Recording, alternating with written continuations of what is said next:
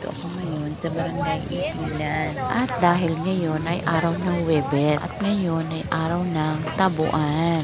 At syempre dahil tabuan, marami kang pwedeng mabili, murang bilihin. At sari-sari naman ang mga narito. Mayroong gulay, mayroong prutas at ano-ano pa. Maganda rin mamili rito dahil mura ang mga bilihin. Sarap sanang mamili, kaya lang pera na lang ang kulang.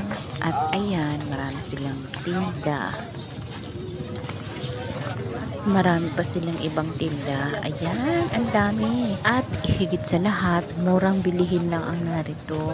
Meron din mga chanelas, bags, and etc.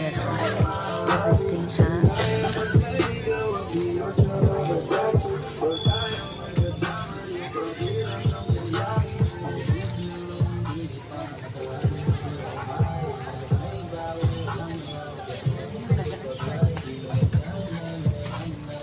Yan, marami kang pagpipilian at murang-mura.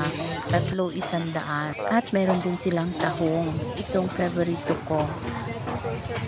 At meron din lato ng bayan. Lato tayo for today. Yun lang muna guys for today. Thank you for watching.